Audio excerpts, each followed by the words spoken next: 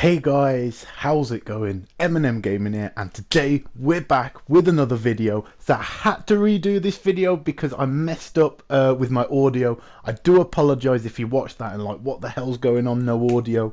I put my old broken headset on by accident and not the one I was meant to use, so that kind of messed things up. I do apologise, but let's get into this video and let's talk about Hellblade. Yeah, a very interesting game. To me, one of my most anticipated games, sort of the year. You know, obviously after Uncharted, that's already come out. Ratchet and Clank's already come out, so it's definitely up there for me.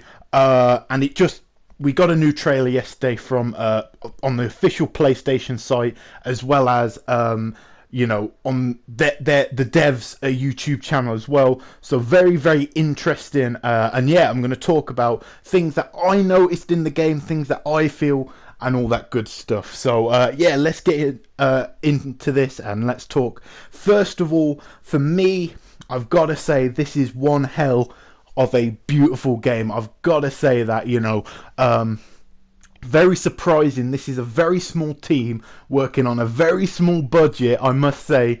They're using, the big thing about this game is they're using a indie budget to make a AAA game. It's crazy to really think about. If if we really think about it, you know, some games have got hundreds of $millions budgets, and these guys are working on an indie budget, yet they have one of the most beautiful looking games I've personally seen.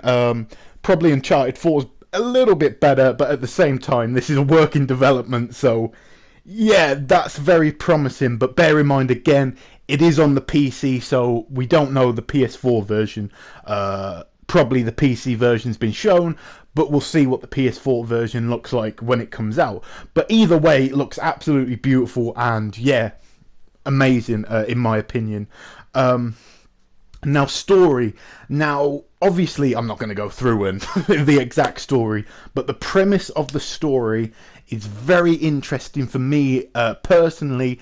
It's something that I don't really think's been done, and any kind of, I guess, mental health problem or, you know, disability of that sort, the character's either made to look a little bit, you know, like a bad person or angry, or, you know, almost made to look at as like a joke sometimes, you know, which is obviously developers, you know, they don't really know, you know, they're trying to make a game, they've got other things to focus on. I'm not having a go or anything, I'm not like one of these guys, damn you, and getting angry about everything.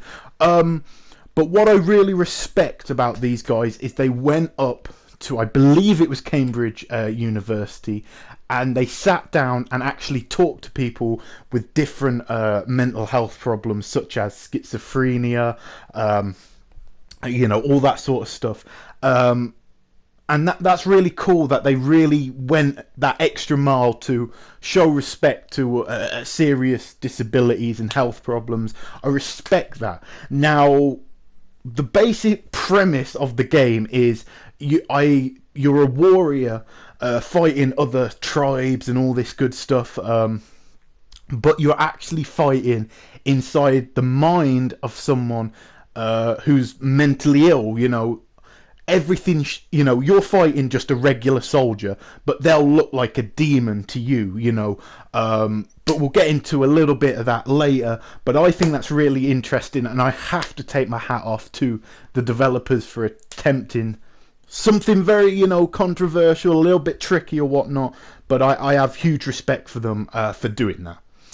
The third thing is the motion capture. Now, you see, like in Uncharted, they'll open a door or a gate or something to open a door for a car, you know, and all that good stuff. We're pretty much used to that by now. But there's two things I want to talk about with the motion capture in this game in particular. One is the face camera. They have like a camera right under, I guess, the actor's chin. It's a strange looking camera, but it really captures the character very, very well.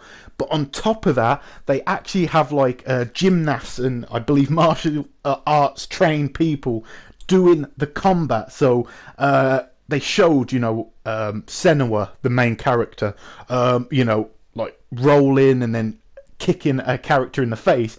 There was a person who actually did that. You know what I mean? It's not, fake. It's not like these actions can't be done or are unrealistic. They're very realistic fighting styles, and I love that, because a lot of these fights are like fake and stuff. These are things that are actually done by real people. So it's just awesome to see, in my humble opinion. The next thing I wanted to talk about was Senua.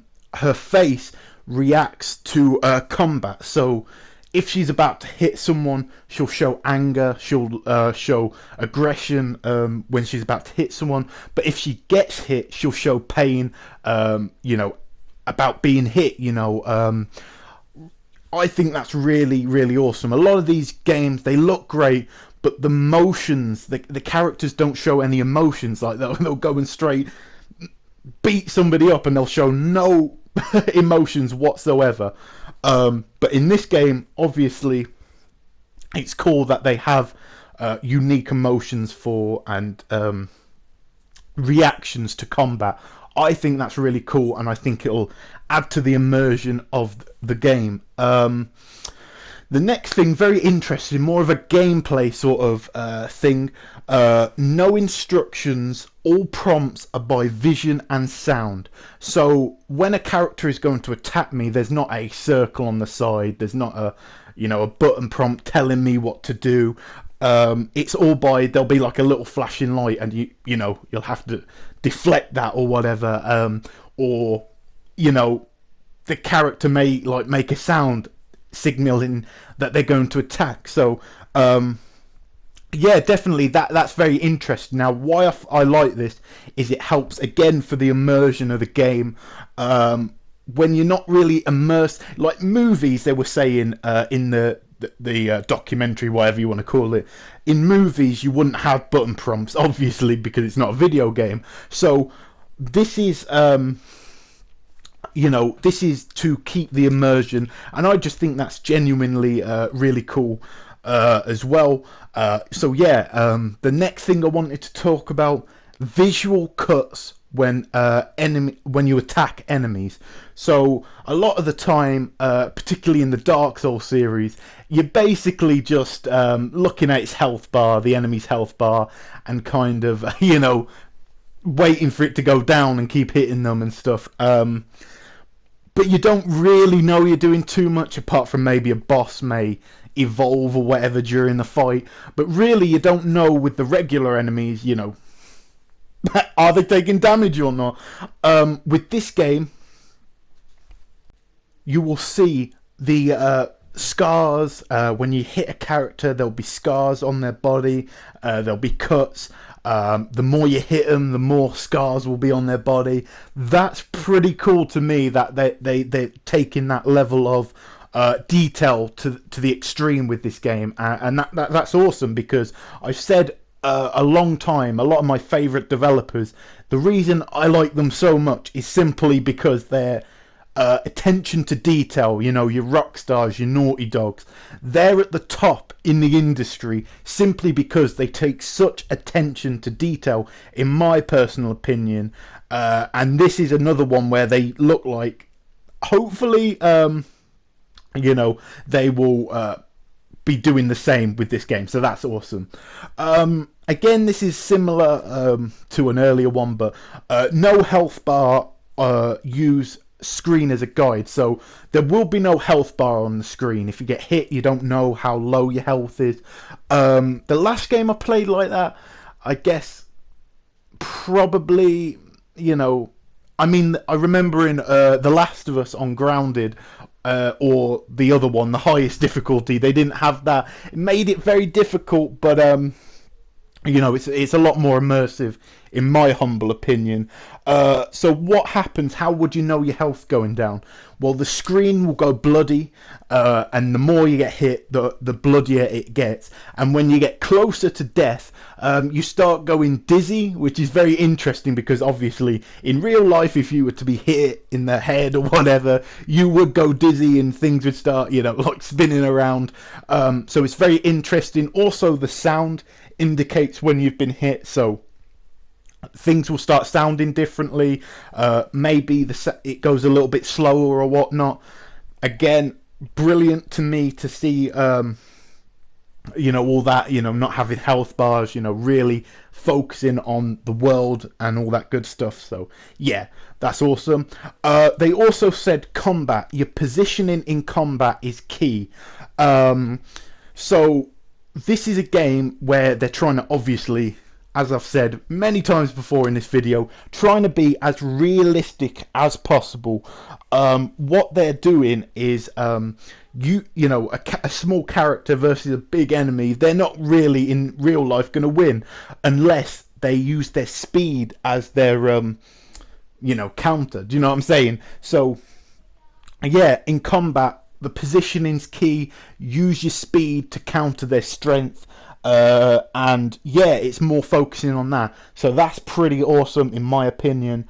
Another thing, going on to what I was saying earlier about this game being set in the mind of someone who has mental health problems, weather changes in the game to show Senua's mood.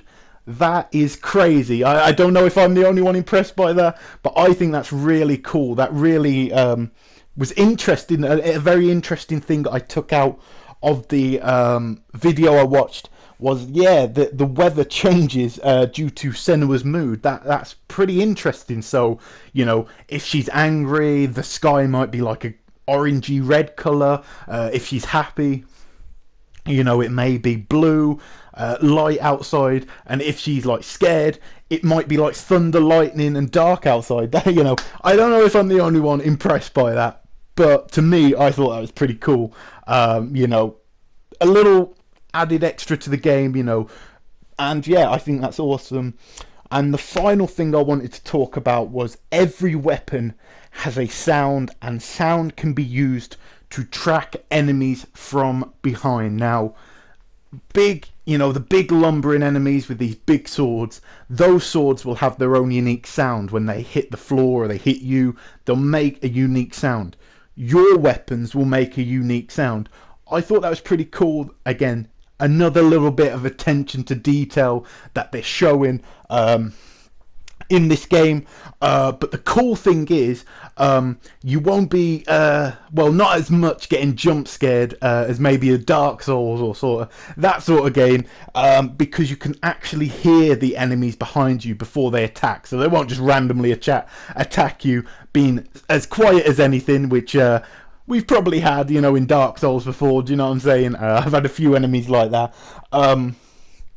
So yeah, definitely awesome game. It sounds awesome, and I've got to say, guys, I would highly recommend you go check out the video for yourself. It's so cool. Do you know what I mean? I've got to say, it's really cool, and it's really propelled the game to, like I said, one of my, if not at this point, with Uncharted already out, it's got to be my most anticipated game, even if Horizon, possibly Horizon could beat it, but that's meant to be 2017. But yeah, let me know down below, guys. Have you watched it?